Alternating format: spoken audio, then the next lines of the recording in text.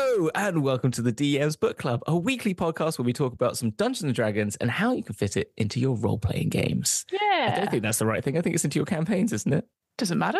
Doesn't matter. We got the gist of it. If you're here now, well done. Exactly. I made it. It's been a few weeks since we've been able to catch up. We've been busy. I had infestations, and then I worked late. That was it. I worked late on that day, and then the next day. Oh, you hurt your leg. Yeah, I remember. That's when I hurt my leg. Sorry, I saw our messages, and I was like, last thing I told you about was me. I think I've torn a ligament in my foot, which is really not, oh my god, Hamilton. Potholes, they're dangerous.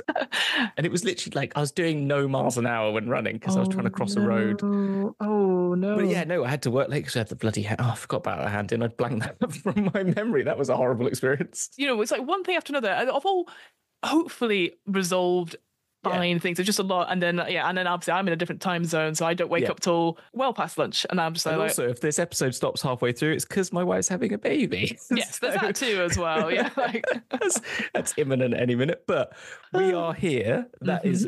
We being me, Hamilton, that's me, and Fiona. That's me.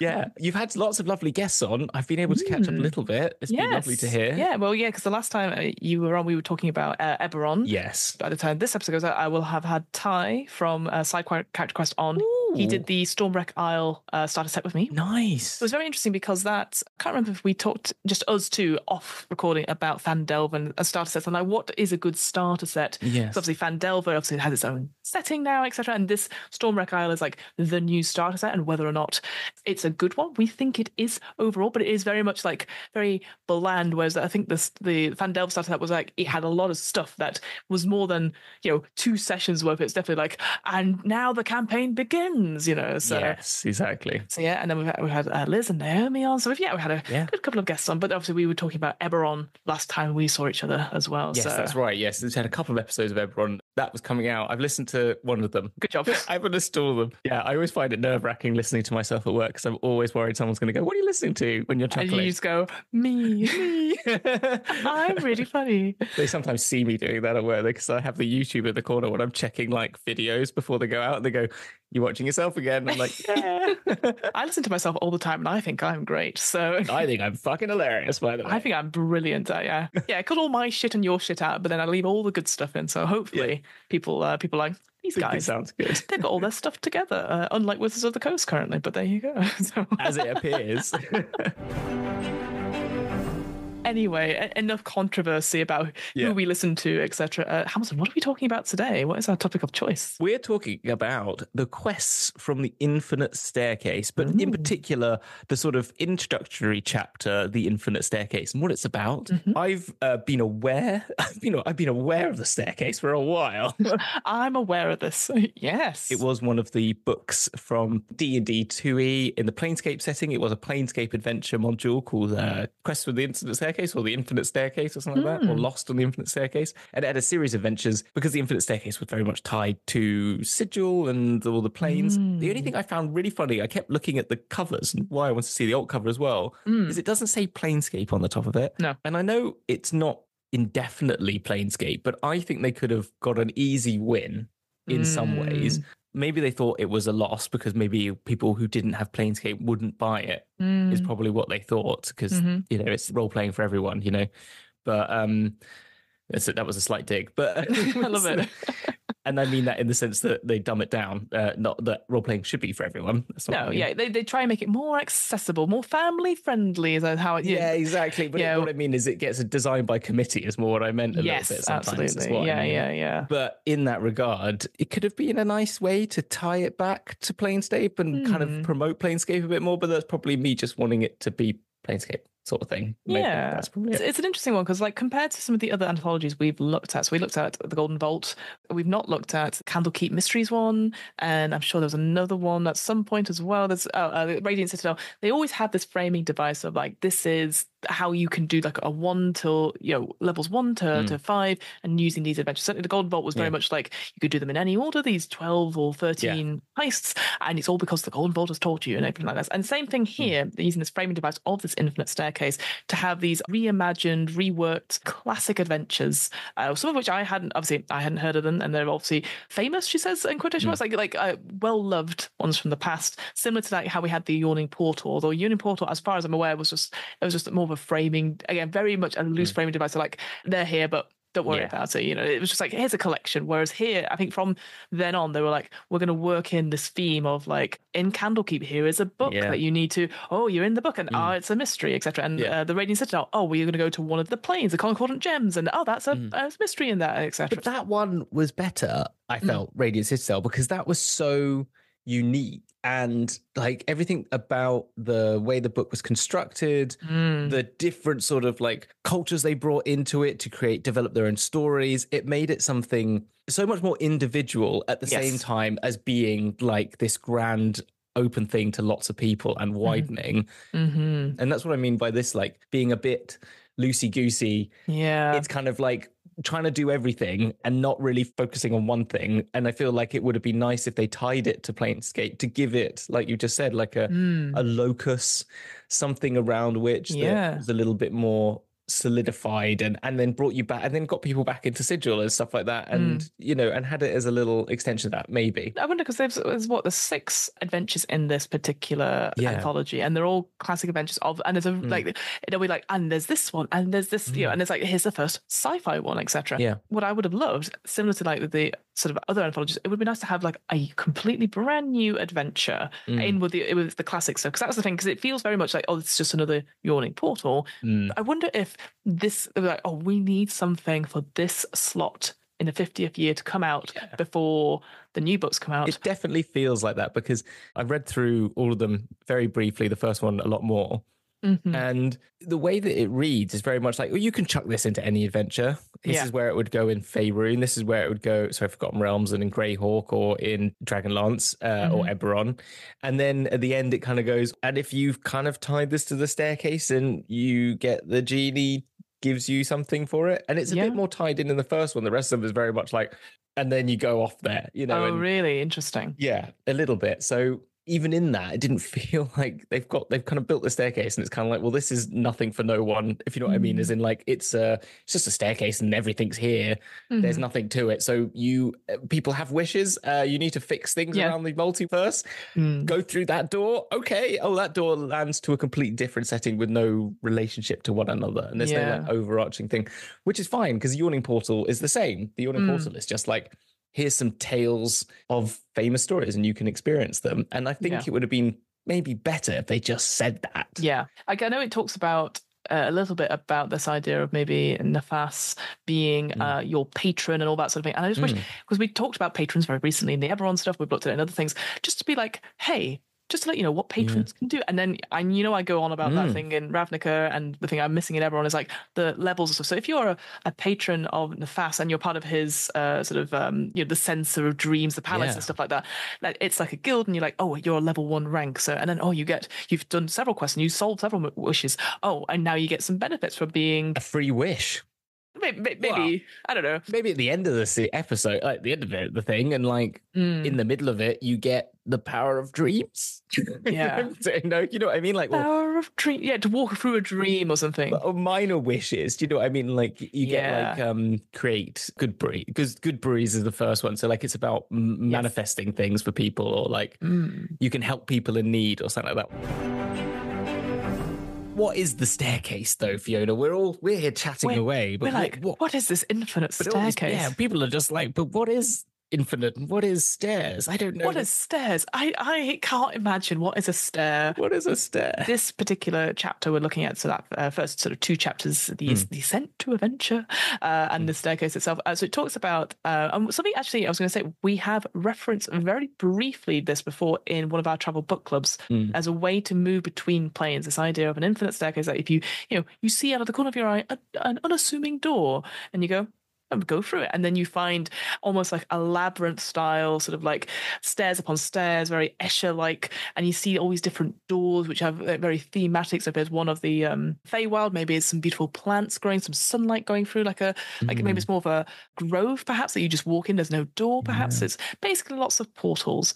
And we've talked about it, actually thinking of the Mortuary game that we talked about, that initial bit of that idea of like, oh, there's lots of, I can't remember what it's called, like the Well of Doors or something like that, that your character sort of went through. There was lots of different doors and stuff. So again, something similar that this idea of like, you're in a liminal space, an in-between space, and you could pick a door to go through, anything that speaks to you, or if you're trying to find something like like find object or find space or locate person. Locate person, and then you go, we need to find this door, and there's rules for searching it. So it's just this idea of many doors, many staircases, and being able to pick from it. So it's a very cool narrative piece. The one thing that I liked from the 2E one that we found when we were looking recently is God or somewhere, when it mentioned about how the Infinite Staircase used to be a place that it will take you to your heart's desire. Yes. And it was like you will lead it down and it will endlessly phone you. There wasn't this idea of many portals. It was just like a staircase that constantly you had to follow along it. Just like one staircase, until you got to your heart's desire. And it would only appear to you once in your life. So if you ever turned back or didn't make it to the end, that was your only chance to do it. So if you want to do it, you have to do it now whenever it appears to you, which I thought was quite I'd cool. forgotten that was, that we because we discussed that as well. That idea, because it wasn't like many like portal. It was, in my head, it was like a circular like staircase going up and down, and there'd be many doors around that, almost like a tower sort of thing. But right, like that idea of like maybe you put in like really early on, there's a door there that looks suspicious, and they go, we've got an adventure to go, and you go, okay. That's gone forever, like that's exactly fucking hell. And then afterwards you're like, wait a minute, that was the door I could have gone through. We could have saved this whole journey, Yeah, exactly. But I guess for me, like what I really like about the way it sort of describes itself, like again, that sort of very narrative piece, and it just takes its time. That there are encounters that you can have on the staircase. There's the Iron Shadow, which we'll talk about, I'm sure. Oh yeah. Which again, Fiona loves. Surprise. But I guess it's a way that you could be like, in between adventures, pop back onto the stairs, you go up and down, and it's fine. So realistically, it's a very straightforward, maybe easier framing device than, say, going to Candlekeep, which is this amazing library, but it takes a little while to get in. And then, I think maybe I told you this, or maybe we looked at it, but this idea of like every time you enter Candlekeep, you've got to give them a book they don't already have in the library. So very cool, but also it's like, again, I say this, I haven't read the Candlekeep mystery stuff, but I don't know if it's like, do you do all of them? Compared to, say, the Radiant Citadel, which encourages you to do all of them and explore them. The same thing here. Do you do all of them in a certain order? Yeah. So as I said, I read through the first one and then read through a few others. I find them very jarring, personally, from what I've read of them, in terms of they are wildly different. And going off the back of, correct me, Vecna, Eve of Ruin. That was it. That's Eve of Ruin. Yeah. Those, even though they were all set in different locations, all wildly different worlds, and slightly different sort of pieces, they all fit together narratively very well. Yes. And felt coincident. Like they were all, I think because they all dealt with some sort of like issue that needs to be resolved. Either there was the variance between the sort of the druids, and there was, I can't remember the other people they were against. You're talking about the Warforged in the Eberron one. Yes, that was it. Exactly. Yeah, there's something like trying to find an artifact, and you need the artifact. And every time, because obviously you had basically a fetch quest for different regions and different planes in the Vecna game. But everything was like, well, I'm already here. It's already, I'm in the middle of a conflict. There was always a conflict that you had to resolve. And that, I mean, we improved it obviously by saying like, what if the worlds were shattering because Vecna was winning, That would be, So it was very easy to make it, it totally understands why you've come to this world, and why things are a bit different here is because of this overarching narrative. Whereas, again, I will admit, all I've read is the first two chapters, so I've not gone into much detail in the other adventures, but I don't necessarily know what the weave through what Nafas's thing is. I think it's obviously it's not as conflict driven, because that's not who Nafas is. There's a couple which are like that you can see a theme going on, where there's one, the Pharaoh one is about like a Pharaoh who curses his land and his people because of his own ego. And so you're sort of righting that wrong. And the Lost City is also a bit of like, you could sense there's a little bit of a link between, because it's like things that have been lost, cities that, there's a loss of civilization, deterioration in civilization because of either hubris or going where you shouldn't or trying to find treasures, and and then but then there's a couple which are just like, oh, there's weird shit going down, and like there's a spaceship that's crashed. Let's go have a look. Could have a look see. Yeah, exactly. Which is great, and it's an interesting, like, wildly so 1980s sci-fi. Yeah, I will say there's some cracking art of the robots I saw. I was like, that's great. Again, very 80s, and the maps in that one. Oh, the maps are great, but it's very 80s, very fantasy, like painted over. But you're like, that's a fucking robot. It made me feel very Doctor Who looking at those maps. And I'm not a big Doctor Who, but I looked at them and I was like, that's giving me wild Doctor Who vibes, like those sort of when he's got the scarf sort of era. Yeah, Tom Baker-esque. Yeah, absolutely. The ones that are like, you clearly think these things are made from tinfoil and bubble wrap, and it's fine. Exactly. Exactly. Yeah. It's someone on the Blue Peter set was making it 5 minutes earlier, and then they've made it into just don't look at it too quickly. Get the crappy camera, like, woo. Yeah.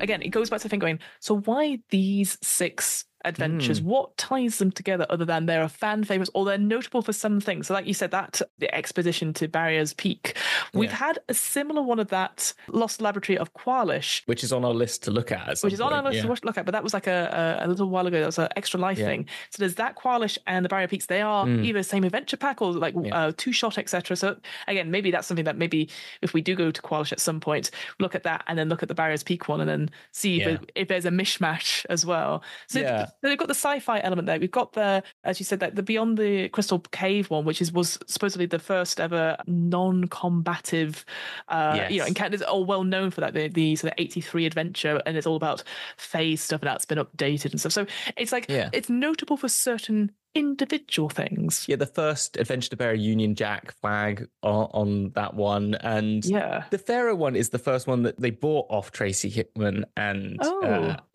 I was reading that. So this came from a set called The Desert Desolation they made afterwards, but Tracy Hickman and because the Hickmans did the Castle Strahd, right? Yeah, Tracy and Laura Hickman's game company, Daystar West Media, in the 1980s. They sold their adventures to TSR, which then was Representative Pharaoh. They also hired Tracy, and then they published 2 more adventures in the same setting. Oh, interesting. So because they're such critical parts of it, and it was, they're the ones that introduced the world to Strahd and stuff like that. That's When a Star Falls. So that's like one of the first UK written adventures. But then I'm like, is it special because it's a UK adventure? I'm not saying that's a really bad thing, but it's like, well, what about the first, I don't know, German adventure? Yeah. What about the first, like UK TSR was like their second biggest branch though as well. Yeah, that's true. As we talked about very briefly, we did the Fiend Folio, but when I was reading into that, like the TSR's move to UK, it was all sort of like quite orchestrated as well through Games Workshop. And there was a lot of interaction between the two, and it's English language as well to a certain extent. But there were you're completely right though that there were other branches of TSR who spoke other languages and did other things, and so it's just one of those things that So maybe it was just like the ease of access, and maybe like you said that there's sort of like, oh, it was a big branch and it's known for certain things. It's just I guess it's like one of these things is not like the others, and then I'm like, but I don't know which ones it is, because it could be any of them that aren't like the others, because they're all for me they're fairly different. And that's again it's just like, why these 6? Why now?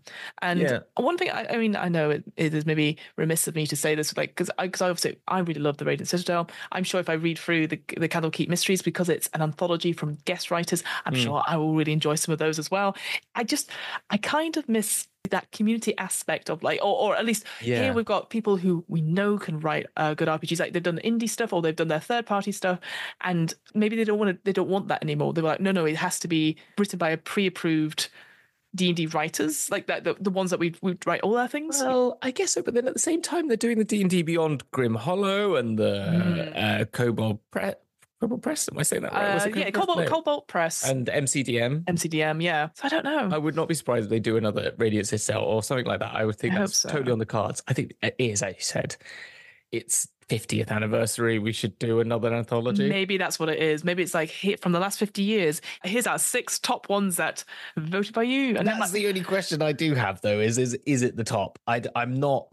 I think Star Falls is sort of interesting. The memory thing's kind of cool. I haven't read all of it. It's very It's actually like the Death on the Moors, all very a bit Heathcliff.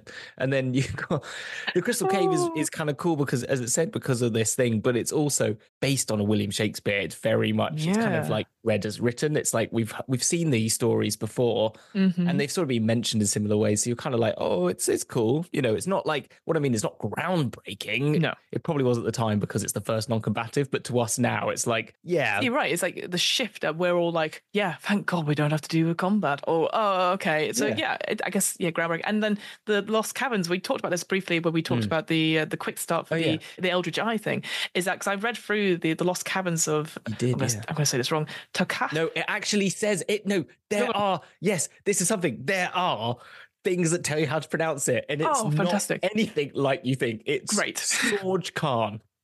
Wait, what? How am I supposed to get Khan. that? Okay, Sorge Khan, fine. SAWJ-KAHN. That is...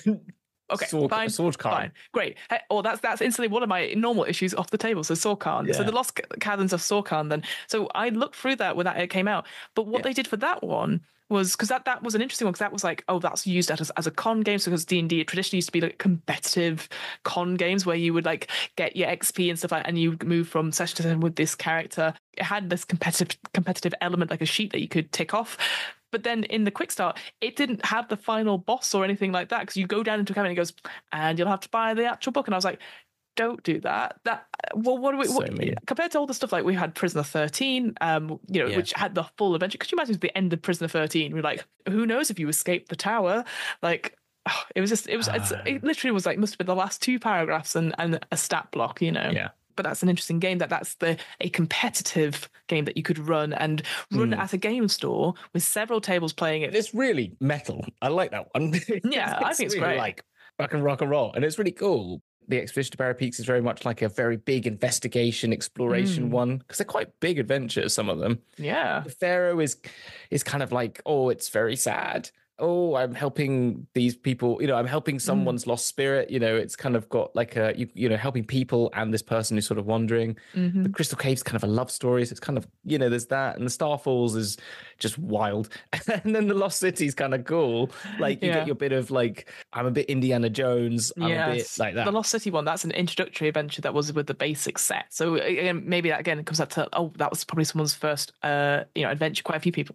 So I was going to say to you, I said to you off podcast, I found it really interesting because I love how this is set up, like the way it's organized, because, and it makes now you say it's like an introduction because it has a thing called extending the adventure at the end of the chapter. Oh, interesting. Okay. Which I thought was going to be, I got to this, and I was like, well, they haven't really like resolved. So the premise is like this city, once prosperous, all this sort of thing, reclaimed land from the desert. So they were born in the desert to transform their city into a paradise. After the death of their monarchs, they wanted to honor them by erecting a massive ziggurat. But when they were digging under the ziggurat, they discovered a gnarled jet black horn jutting from the mysterious obelisk. And then it belonged to Zargon, an evil tombed within the obelisk eons ago.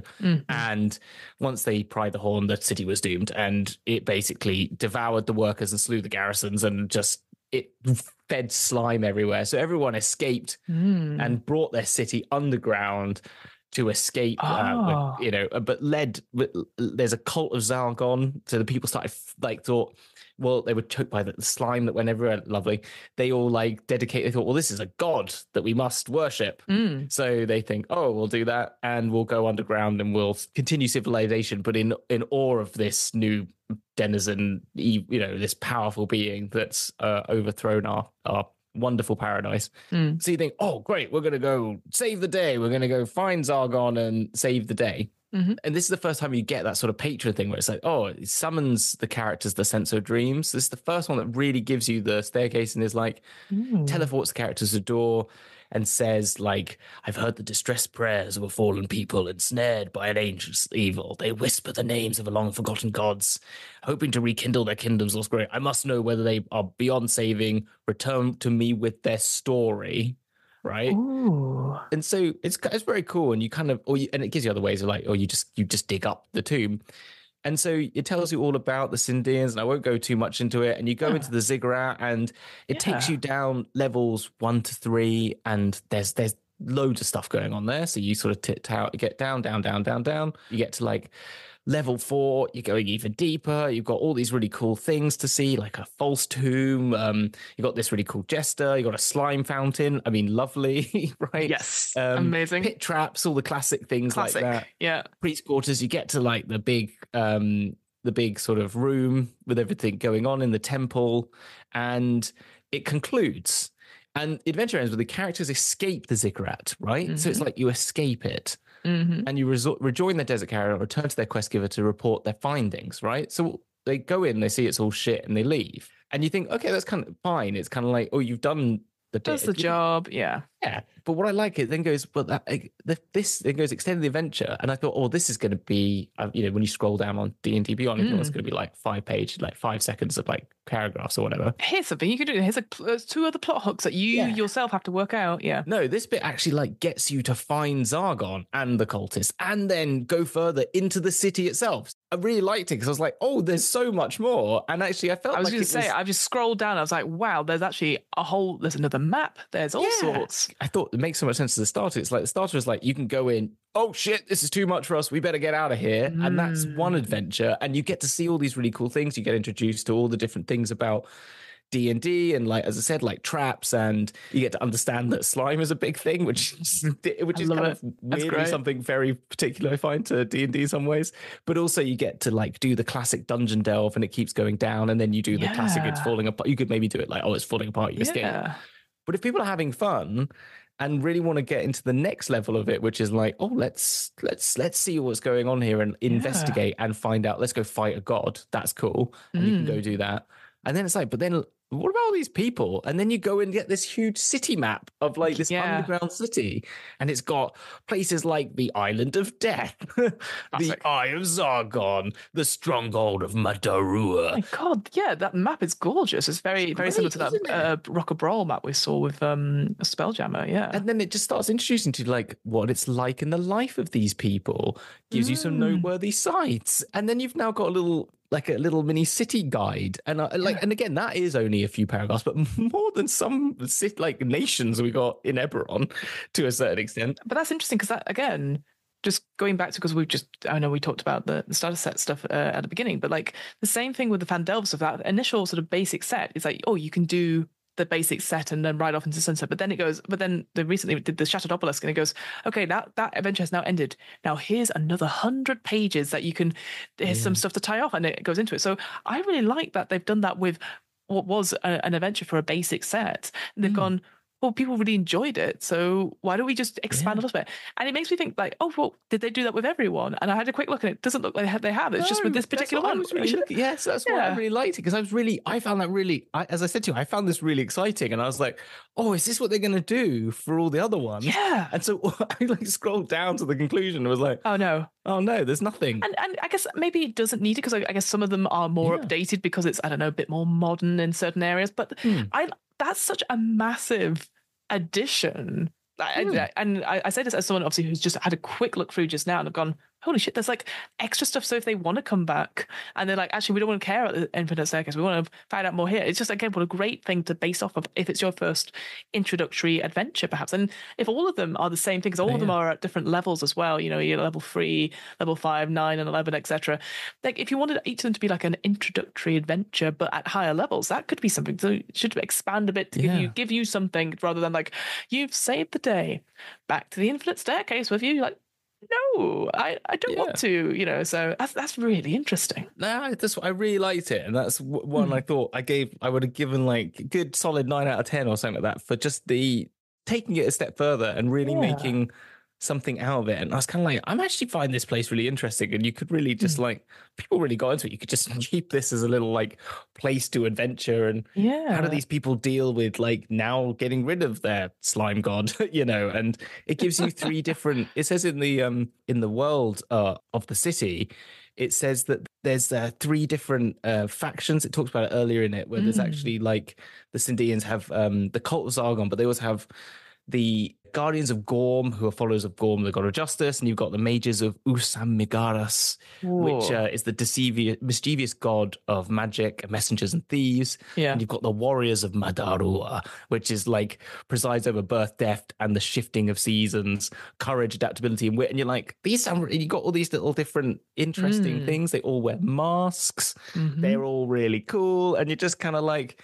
It just gives you a load of flavor really well. Oh, interesting. Going off the back of the Eberron one in a similar way of just like, here's some really crunchy, what's the word I'm looking for? Like when you reduction, like really rich. That's the word. Sort of things like reduction, sentences. like a sauce. Reduction, like a reduction of a sauce. Like where they've reduced everything to really key, interesting words and verbiage that gives you like, here's what it is, and you're like, this is really interesting, really cool. It would be interesting, I guess, with all these things, if, again, this maybe not for us just now or anything like that, but, like we were saying before about that, the Barrier Peaks and the Lost Laboratory of Qualish, like looking at the original adventures and seeing what has changed, because maybe this has had a major upgrade, that initial adventure anyway. So they're like, in order to make it work, let's tack that thing on, whereas the others, like, they didn't need as much perhaps in terms of tweaking. I don't know, because obviously we've not read the they've made this so much bigger though, like it's already a large adventure. It's a big dungeon. It seems to me like any of these adventures, because they're classic adventures, and you're like, they're good for a reason. It sounds like people would like to spend more time in the world, similar to that conversation I had like about Fandelver, is that people really like that world and they keep going back to it, and that's their home setting and stuff. So if you want to make these things more for your home setting, like again, having those additional adventure hooks where, say for example, that Feywild one, Beyond the Crystal Cave one, I know obviously it's got Feywild people in it, so maybe they're like, we are patrons now, we need to send you off on other quests, and so again, little hooks would be, I'm sure they do have them in there, but it's not as expansive, and maybe it's just like, and now the adventure's done, on to the next one, so. And I get it to a certain extent with that one as well, because it's very much you've solved the thing, you've fixed, people are back home and everyone's happy. But I just kind of there was more to be found, and they allowed you to find it, and I thought that was really cool. And the way they set it up was very much like, here's a way to take this, and you can cut this cake a few different ways. I think that's really good in RPGs, because I think like sometimes, like that's probably why I like Dragon Heist a lot, because that's very similar in the sense it's very much like, here's like a plate of dishes and you can arrange them however you like. Yeah, that's true. And then if you want to chuck some things in between things, it kind of works. And I think that's what D&D, particularly as the introductory game for a lot of people in RPGs, as a way to allow DMs to either be like, hey, I'm going to follow the whole story, or I'm going to, but this looks cool, I can keep going with it, and you've given me some hints, and if I want to start adding little layers in myself, then I'm beginning to homebrew and DM myself, which feels like is a big part of D&D. And similar thing, like again, there's a lot of replayability with that Dragon Heist, because you said you could have different enemies, you could have, they put the encounters in different orders, and I always go back to Curse of Strahd. Similarly, you can change the big elements of Curse of Strahd to move around and replay it. There may be obviously diminishing returns, obviously, if you know everything by the end. But that's always interesting. I guess, I mean, sorry, we're a little bit off topic, but like the idea of like doing a roguelike version of these adventures, and then when your characters perish, you're like, you have to start back at certain, not maybe the beginning, but like a certain checkpoint. And then you've already made some decisions that are already locked in, but you can go, we know that way lies death. But if we try it this way, I don't know. Again, it's very easy to do as a video game. You might be really cross as players if you constantly have to do that sort of thing. This is not to be like, talk about things I've made, but in my Omen of the Blood God thing that I've been doing, so one of the stretch goals is like making a new way you could play it, which is like making it a solo adventure version of the same maps. And so what I've done is like, very briefly, is that like the first one is like a big adventure, and you've got like a whole story, and you've got a lot more intrigue. And then the solo adventure is like, my original idea was that, it was going to be exactly pretty much the same adventure, but you were going to be like the bad guy who did it first, right? Oh, cool. Yeah. But then what I changed it was that it's set after the main adventure at the end of days, like, and it's spoiler alert, it doesn't go well for anyone, no matter what you do, because it's Mort Borg. So in the first time you go through it, so don't worry about it. It all goes to shit, no matter what you do. But in good different ways, because there's a couple of choices you can make to have different endings. So, but either way, it all ends up. It all pretty much ends up shit. When you play it again, if you do play again, you can play again, and you will get something else out of it because you go through dungeons backwards. The second time you see a map, some things have caved in, so you can't get to certain rooms that you did before. Nice. And I think, I know I'm not trying to be like, oh, I've come up with it. No. Because lots of people died before. But I think it reminded me of those things. And but you talk about the roguelike, I'm like, yes, I'm totally up for that. And if you did things like that, like in this time you do it, it's a different multiverse. Like you've got another choice now. So this time the rooms don't have the same things in them, maybe. I don't know. Or like you move things about a bit, and I think that could be really fun. Like leaning into that player meta knowledge of like it's the same but different, and there's something, you know, again, that sort of alternate timeline sort of thing. So you know where the jump scare is, but move it. You know what I mean? Exactly. Yeah. You know there is something in this room and you don't like it. Yeah, I really like that. You left something there last time, because like that's one thing I've done in it is like there's a room, and in it I made a little thing called a bloodworm, which is like a little bloodworm, and then when you come back later it's a greater bloodworm. So there you go. Oh, it's bigger. Yeah, no matter what you do, it just comes back to life, but it gets bigger. So like that's kind of things like that you could do. Well, like I left something in that room, maybe I should make it now really angry that I've now left it in that room or something. Because I'm just looking over at all the different adventures and stuff like that. For me, like I can imagine it going, and we've done that adventure. Like so similar to what we talked about, there's Infinite Staircase, like, and we've done with that now. And you never open the book again, you never look at the PDF ever again. So it's like, was it worth that much money? Because you know, this the whole thing comes into like, the cost of things, etc. And even though like obviously it is, because like you're spending months and years on it, but like the replayability, I think, is something that's very important in RPGs. So maybe not just the system, but it's actually the story themselves, and finding new ways to tell the same story, but whether it's through you move things around or you the players do something. Interesting.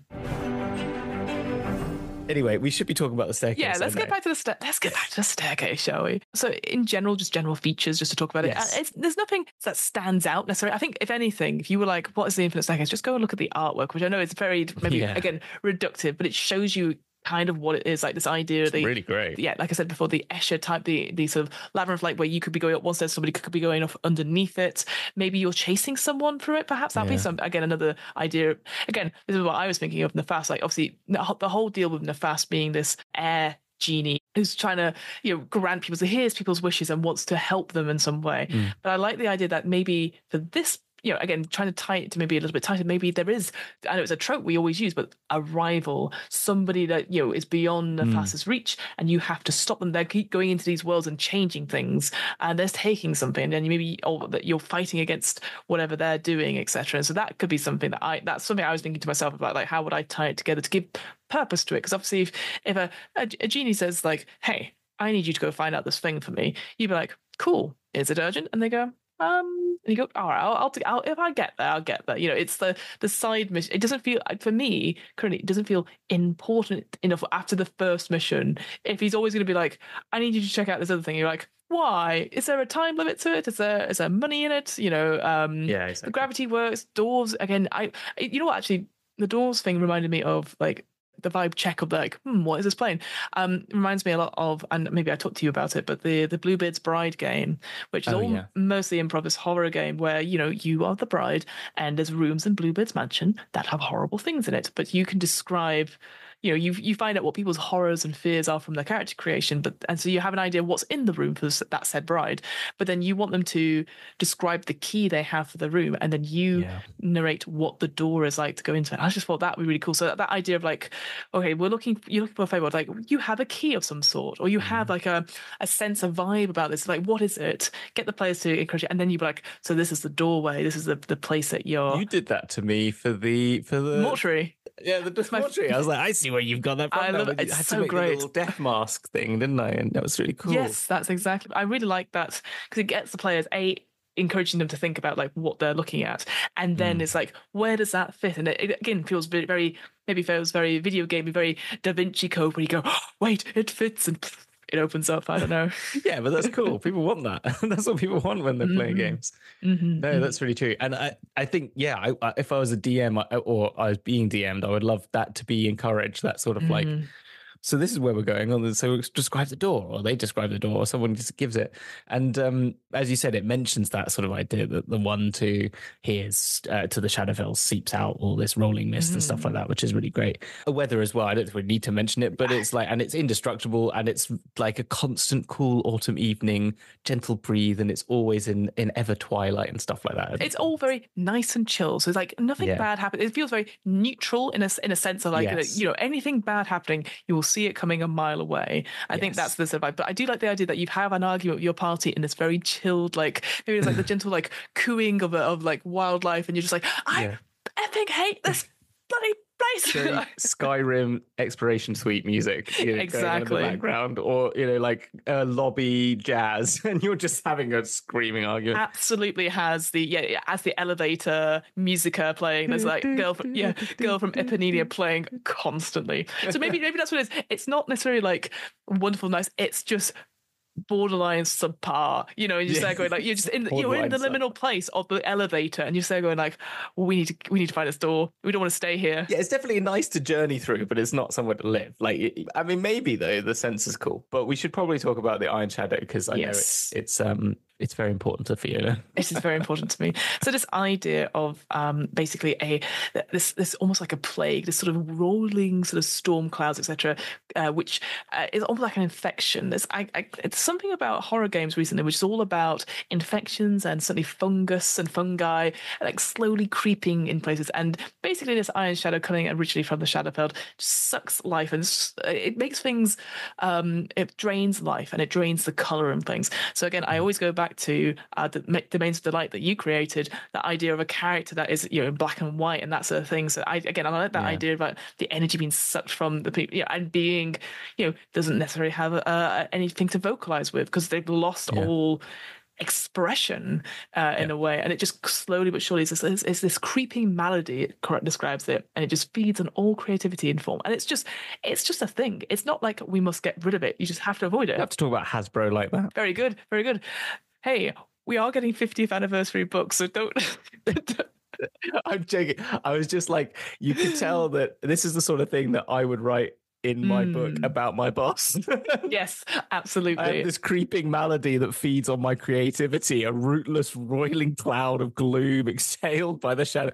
No, you look down at your boot and you see it's covered over, and suddenly you're like, we need a meeting about this. Many meetings. Yeah, exactly. This is what Teams meetings has done to me, snuffing the spark of innovation and leaving my victim as me, an apathetic and dull. Yeah, wherever the shadow falls, creativity dies. You're like, whoa.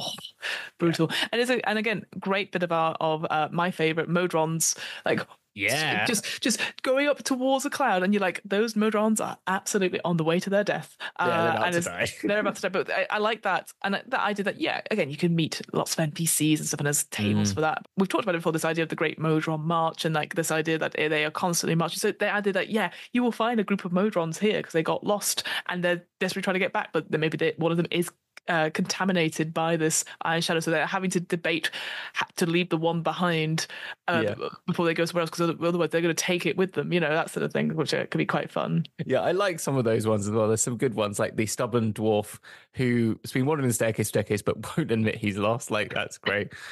And then there's a mastiff that just asks you to drop a stick and then throw it for it. I know. Like, okay, that's having a great wholesome time. Done. It's like, great. You've got your bit that can I pet the dog in this RPG. I really like that. Yes, exactly. Again, going back to horror, I know I'm always like that, but these idea of the memory webs as well. These sort of like, again, the image of them absolutely cracking. It's almost like sort of like pustule / like spider egg type thing, tying to people, this living web that resembles an ordinary web spun by like an etacap, a giant spider, or the oversized arachnid.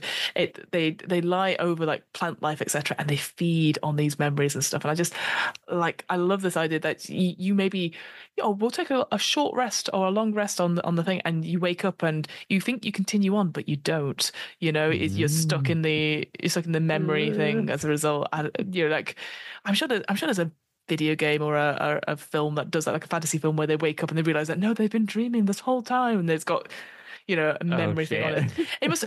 It's probably a Doctor Who thing as well. It's not just Assassin's Creed, right? Oh, that's true. It could be very Assassin's Creed, couldn't it? Yeah.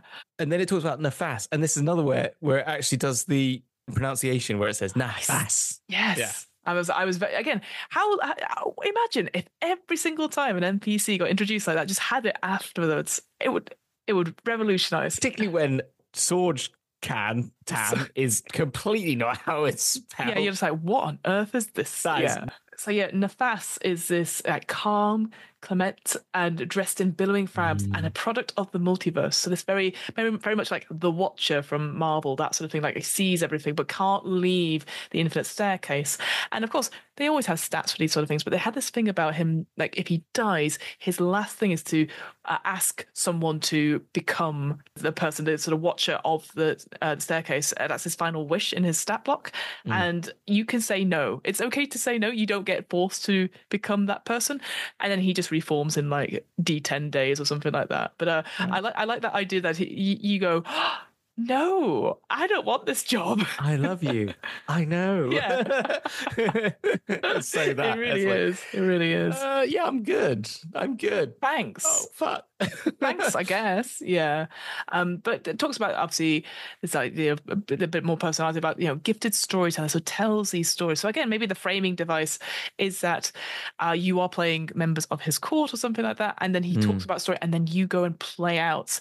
And then if something bad happens, Nafas could be like, no, that's not how it went. It does the Prince of Persia reverse time, and then you carry on like that. Because again, I like that idea of like, again, maybe there's a little bit of 1001 Nights vibes going on here, certainly with the palace itself. But like, like there's ways to make it like a story within a story. I think it's not necessarily is what is me reading between the lines on this, but I just like the idea of like he's very gentle and all knowing and stuff like that. He's not quick to anger or anything like that. But you wouldn't cross him at all. He's like challenge rating 23 or something ridiculous. Yeah, it's a really interesting characterization and like having the idea of just having storytelling as a part of the game. Is something it's a bit meta, I guess, to a certain extent, but it's a really lovely thing to encourage. Like, I don't know, it's something that when I was reading it, it made me think. There's a book you mentioned, the 1001 Arabian Nights, which is it gives you that vibe as well. You're totally right with the whole idea of like telling these amazing stories until dawn. And there's someone who steals it in a Warhammer book that's actually quite good, one of the old ones, that sort of thing. Someone uses that idea to save their life. They pay for it by telling a story, and they're a bard, basically. And I think it's something that in fantasy and novelizations and movies and stuff like that, tale telling is a really big part of it. I'm going to tell you a tale. Here's a tale. And like, this is the adventures and one-upping people with tales as well, and the more adventures that you've done. And I know inherently in D&D, you're making a tale together. So it's a bit like, why are we going to tell another story? But I do find it's something that isn't done in game very often. People telling you tales of the rest of the world, like having a scene setting where maybe you all tell tales together. I just thought that it would be fun if you were like, the whole like you start in a tavern, but what if you just started a tavern by telling a tale of the land you came from? Or telling it, you know what I mean? There's like a way to introduce yourself and to meet each other is you're all sat around a campfire, or you're all like, which is like the beginning of Monkey Island 2, if people have seen that. You tell your tale, or not your tale, but even just a tale about that kind of relates to you. Like, I was once a pirate, and this is a pirate's tale I was told. It doesn't have to be your tale, but at least then immediately everyone around the table goes, oh, they were a pirate, and they know this really fabulous tale, and you can tell a lovely tale. Maybe you add some similes and things about yourself in the tale as a way of doing like character introductions. Yeah, you bring everyone at the campfire or the tavern, and you go, so what brings you here? And you tell the journey of how you got here, and or how you became the adventurer you are, like you said, like a pirate. And then you could play through that story of you telling it. You're the GM, like a GM character. Everyone else is playing like NPCs, and they're like, and it's more storytelling. It's not, you can do a D20 rolls, be like high, low, or something like that, but you don't need to fully flesh out stuff. And that could be quite fun, like that, a proper improvised storytelling where everyone gets involved. As long as, I guess, you agree how silly it goes, because instantly you can imagine people go, and there's a cat that has a hat. And you go, no, story, there's no cats. No, and then it died, right? Now we're moving on. You're like, what? Yeah, because it's I know I've spoken about it before, but one of my favorite podcasts at the moment, D&D podcast, is one called Hello High Rollers, and in one of the side campaigns they did, they wanted to do like a throwback to a character.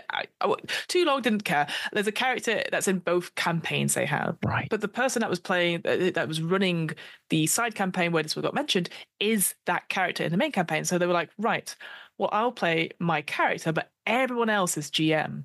And so it was very good because then they could be like, obviously there's very silly stuff going, you need to roll to get out of bed, all that sort of thing. But it was very interesting because they're all improvisers, they were all building on each other about like, well, here's a problem. And then, you succeed or fail, so it was very interesting to have suddenly the GM playing their character and everyone else working together and not taking the spotlight and be like, now you must fight with me. And then people were switching in for playing different NPCs as well. I'd be like, I'm the friar person again. I'm so glad because that's the thing I've always said, like 5 GMs, 1 player sounds like such a lot of fun, and they've done it. So yeah, I really like that. And you were saying before about like, I don't think it happens in D&D. Obviously, there's loads of TTRPGs that focus around like storytelling, but mostly it's more about world creating. So the two I was going to quickly mention, because you know what I'm like, I'm always like, I read this thing. There was one that was called Told by Starlight, where you create constellations and then you name what constellations. Oh, this is the hunter, and they have this personality, and that person's constellation. They'd be like, and so I will tell you the story of how the hunter got their confidence back or something like that. And you would tell that story from what people ascribe to the constellations that you made. And then at the end, you have a star map for your world that has all these stories of these pantheons. That's what I mean, like those sorts of things. Yeah, exactly. What was cool about that is that you could tell stories about the same character, but obviously show different sides. So very much like Norse mythology, like, Loki is this trickster god, but also can help out. I love that sort of collective storytelling. I think it's very hard to... I think people get very scared of it because they don't want to get it wrong, and B, we're not doing rolling. We should be doing rolling and successing stuff. And I'm there going like, if you want to roll, sure, but numbers don't mean anything in a story. Just like, do you want to go? As long as people check in, go, does this work? Does this sound good? And people can go yes, no, and roll it back. It's more interesting to have these things as conversations. So it's so interesting, this idea of storytelling that it brings up, and I hadn't really thought about it. This like idea of framing it a story within a story, as you were sort of talking about. It's just really interesting. Exactly the same. Just hadn't thought about it until reading this, and was like, cool. That's opened up for so many different things in my brain, which is really good. Because you were saying before about like what Nafas would give you if you complete a mission and stuff. And so, as you said, like a magical gift, so you can get like a supernatural charm, a wish themselves, or a tale. And it says then Nafas recites a story or poem that reveals information pertinent to a higher ambition or plane-spanning quest pursued by the characters. It should have a table where you can make up what that story or poem is, because no way am I going to do that on the fly. No. I love that idea, but I'm just there going like, it'll be a limerick, and I'll instantly undo all my good credit of Nafas, this cool storytelling. I'll be like, there once was a man from Uckham. It's like, no. And then he said, what? No. It's all gone wrong. I thought what was really cool in the first one was you got to a conclusion, then you got, there's all these little bits afterwards. Why hasn't everyone got a story to tell at the end of them? Oh, that's true. Which is like, and after you got the star-crossed lovers together, this is what they did. Yeah. Sit down, everyone. I'm going to tell you a story. Like a happily ever after and continuation, yeah. Yeah, exactly. And then the ones that go into space, and then they went back into space, and then they found this, and then this is the thing. Or many more adventures to be had. Many more adventures. And it tells you another one of their adventures or something like that. Or before you go on the thing, there once was a spaceship came from a distant land. In this land, there was a warring factions between these two star denizens, and they fought for many millennia until one disappeared into the space to try and find hope and salvation. Like, you want to give it some gumption with that. And then at the end of this chapter, it talks a little bit about the censor of dreams. Again, we don't need to go into too much detail, but it's a very pretty place. It has a few bits and pieces. It feels very similar to, if you've listened to any of our travel book club stuff, it goes, here is a site for you to go. Yes. It is a place where you could rest. But again, I would love is if there was more. They have this idea of like, there's lots of palace visitors and people that come and visit for stories. Imagine having a table that sort of randomly said, here are these 3 people, and they're from these planes that also have an issue, but it has a story to tell. And again, more tables, I think, for this bit, because otherwise it is just, here's the 6 adventures, and that's that. And which is a shame, because I feel like I know I always go back to Radiant Citadel.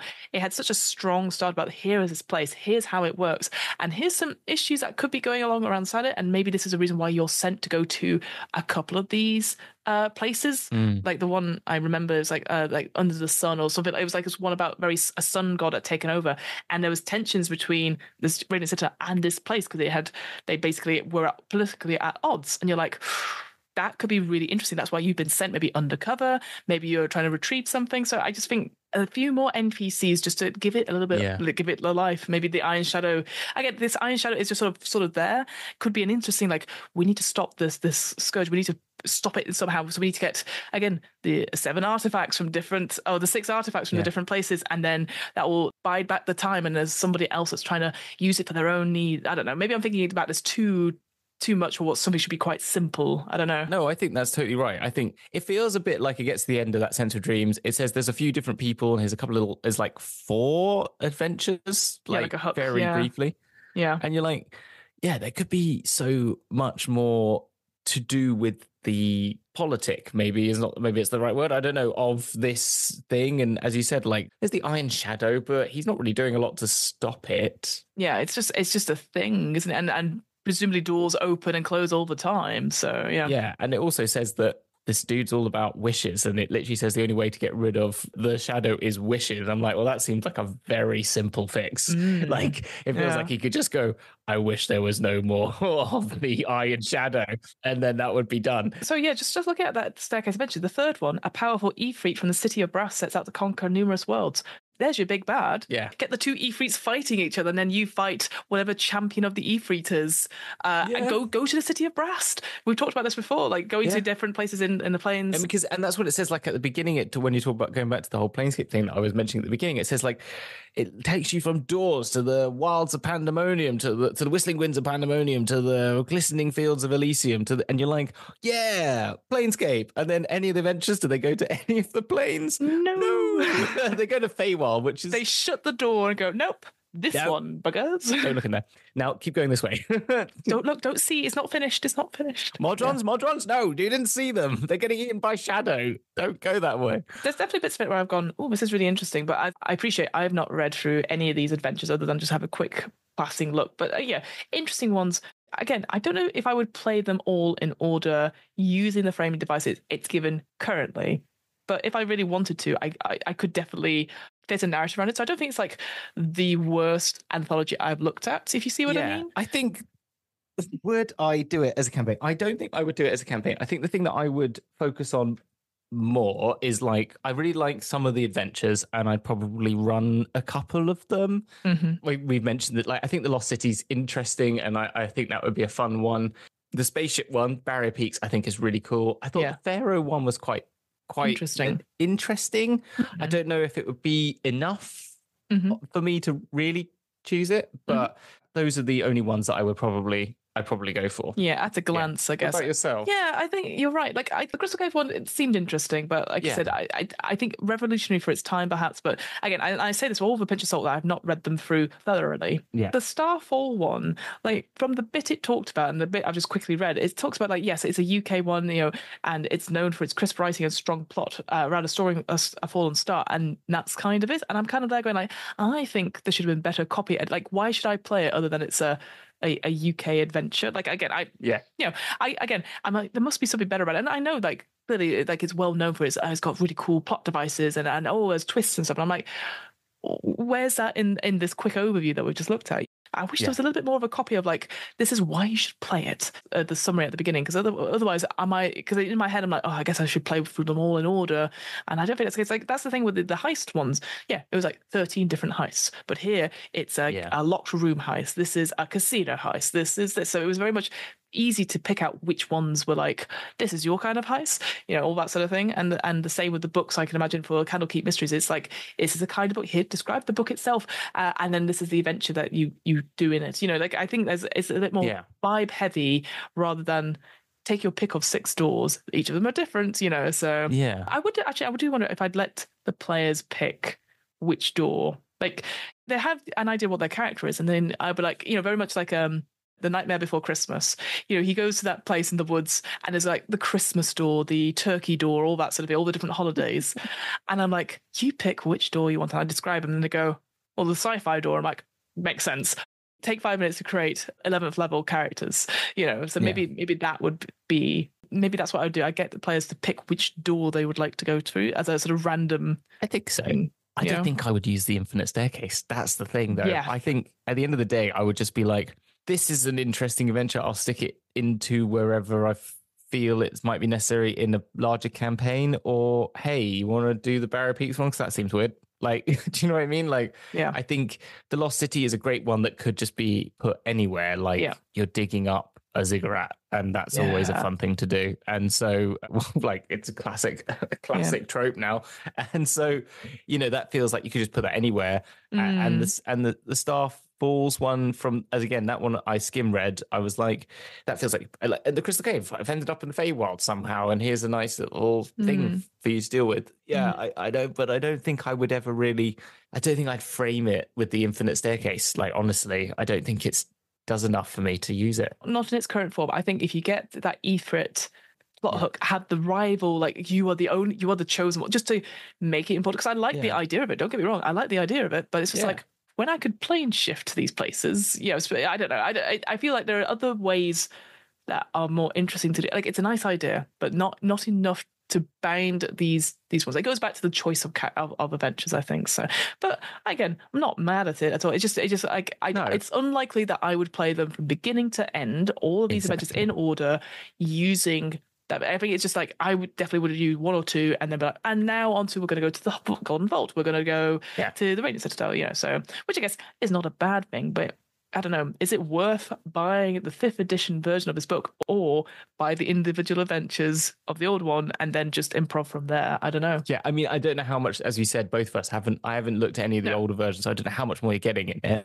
But do you get a few extra things? You get like a couple of extra stat blocks, we're talking about 2, 4, 6, like 20, 25, 30 odd, like sort of extra things, like with little sub factions of them, and some of them are really just like particular to those areas, like the mages of some, from the Lost City. But I recommend buying this book? Probably not. No, is kind of what I'd say. Yeah. What is it, 40 quid, 35 quid? So, no, it would be more than that. It'd be about 50 quid or so, I think. Yeah, most D&D books are a little bit more expensive these days, and certainly alt covers certainly are. So yeah, I would say it's a tough sell. I'd give it a miss, personally. I think we've had so many other books out recently, but I mean, I know we waxed lyrical about the Book of Many Things, and that has so much in it in terms of helping you set up adventures and give them the narrative. Here's some factions, here's some places you can go, as well as I think that's a better option, and for stuff you get. And also, if you've not played through it, Radiant Citadel, I think, is my top one of there's enough to have it as here's a framing device that you could go do each of them in order, or offer it on its own. I think the Golden Vault one I really enjoyed, but I feel like maybe there's more impetus to be like, and now we do all the heists as one, perhaps, even though you don't have to at all. But people might go, I've had enough heisting for now. Whereas you can always explore different cities and cultures and stuff like that. So I don't know. I'm glad I've read it. Oh, read the bit of it. I appreciate I didn't read all of it. But I think there's something there. It just feels a little weak. And I wonder if there's not been too much, again, goes back to that. Why now? Why has it come out and wasn't out a little bit earlier and a bit more promotion around it? I think it's a rush job just to keep the awareness up before the 50th core books come out. Quickly on that is just you can buy the Lost City for $7. If you like any of these ones, you can buy it for $7.99, which so that's a tenth of the price it probably is in dollars. £5, and it's got all of it in there, and you just have to do the little bit of work of making it work for D&D 5e. And I would say if you like one of them, maybe do that. Hamilton, thank you so much for taking me a trip down the staircase, probably hitting ourselves one at a time. Bouncing half the way down. Where can you find your work? What have you been up to? Let us know. It's going to be too late for people to probably enter into my competition, which is Every Model's Necromunda model. But the winners will be, the final round for is the 15th of September. So if there still is time, people can make a model that is not from Necromunda into a Necromunda model, basically, and there's a competition, and you can win prizes from Element Games, and loads of other people have come in with. You can get a whole gaming board and also like tabs for your Necromunda books, which is really cool. Nice. But if people want to just check it out and what people have been doing, just go to my Instagram, which is fueled_chaos. And I've got a little highlighted reel, which has got all the entries. And you can see all these fabulous things people are making, which is very cool. And even if you want to just do it for fun, there's a set of random rolling tables I've made because everyone loves a good random rolling table. We do. Absolutely do. So to help you like make your weird and wonderful characters. And we'll definitely be doing it another year because it's been a lot of fun. Good. So and there'll be a video up on the channel about the winners. So there's 4 categories and there's going to be a People's Choice Awards as well. So if people want to get involved in voting as well, that'll be happening after September the 15th. How that's going to work will depend on how many entries we get because it looks like it's going to be more. So we might have to figure out how we're going to do that. But that's a problem for later you. That's a problem for later me. But you can find more information, as I said, on my Instagram or the YouTube channel, which is at Fueled Chaos, all one word. Nice. And the Discord, you can ask me questions in our Discord because we have a Discord channel, don't we? We do. Yes. It's in our show notes and stuff like that. If you go to it, you can join the Where and DM's Book Club Discord. We mostly talk about RPGs, but you're more than welcome to talk about minis and show painting stuff. I went through all my paints recently. I unboxed a lot of boxed minis and they're now in a clear like plastic thing so I can see them easily, so they're not hidden by cardboard, and I'm ready to start painting. I just need to get I need to get a little shaker to shake up my paints. Got to get another bit of storage thing, and then we're going to go back to doing a little bit of painting. Again, doing something that's not screen-based necessarily, and just have a go at being rubbish, because I know I'm rubbish at it, and it's fine. It's just, and also there's plenty of plastic tat I've got in those drawers now. I can see it all and go, all right, I don't even play in person anymore, so I don't know why I have all these all these minis, but there you go. But so it's good to know, and I'm really glad that people are engaging with the Necromunda, every model of Necromunda competition. That's really awesome. No, it's really good. It's a lot of fun, and but that's enough about where we are. I fucked it up. You fucked it up, yeah. That's right. That's enough about who we are, what we are, when we are. What about where we are? Great question. Well, so who? It's me. It's Fiona. Hello. When? Sorry. It's very late night for Hamilton, but a nice breezy afternoon for me. When? Oh, time. How? Oh God. We don't have time. We're on the infinite staircase. It is infinite, and it is a staircase. That's how we go. Works. What is a stair? No, never mind about where. I'm so glad you asked. Yes, don't ask those questions. Where is? What am I rolling? Which is a twice monthly tabletop RPG one-shot podcast, which is we do lots of different RPG systems, lots of interviews with game designers. I'm just trying to think what's coming out. We've got a few game designer interviews still coming out just now, which is exciting. We're going to have finally the one-shot of Shiver that I recorded over 2 years ago with our wonderful friends, a Rendezvous with Destiny and the Deck of Many Aces. How long ago? Over 2 years ago. It's been on the back burner. I can't talk with my Blade Runner one. So, I was going to say, don't.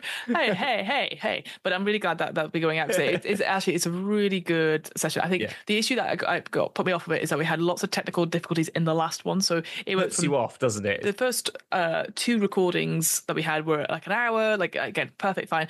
And then what would have been the final recording, literally 10, maybe 20-minute bits before somebody's thing dropped out or anything like that. So I was just there going like, and I know it'll be fine. It's just, again, now I have 6 parts to edit, and I'm there like, and anyway, it'll be done. I have faith. I also have it. It'll be, I'm really glad. I'm hopefully get it out, because obviously there's such a wonderful, our wonderful friends at Rendezvous with Destiny and Deck of Many Aces are really good fun. But on top of that, got Too Long Didn't Read streams where about twice a week I'll read through an RPG that's caught my interest. We talked about off podcast Outgunned, which I looked at today, which is like a cinematic RPG, a very good quick start. I'd recommend checking it out if you're into your Die Hards, your Ocean's 11s, that sort of thing. Go check that out. And I will say there'll be an announcement later on, but there's a look out for an announcement on Warefeed, I think mid-September, probably late September at this point. Is there something exciting happening? Maybe. I don't know. it's very scary, but yeah. So there'll be a good fun announcement. Don't worry, nothing bad is happening. Yeah. I have to say that to myself as well, but nothing bad is happening. So check out that announcement that will be affecting Where. So it's all good. No, it's really cool, people. It's really cool. Please be excited by it. Please be excited. Yes, please. When are we going to hear about this? When do you say that's going to happen? Do we know we're going to hear about this? It's going to be end of September, and I would recommend just keep an eye on the socials because there might be a few.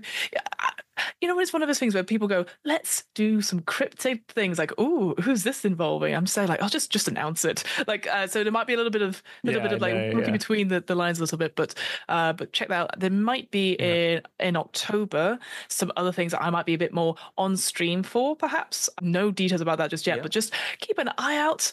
This is a pre-announcement for an announcement, which I don't know the full details of. So that's exciting. I'm really excited about it for you. Yeah. Anyway, well, with that weird cliffhanger bombshell, as we venture off the infinite staircase, thank you so much for listening, everyone, and we will see you on the flip side.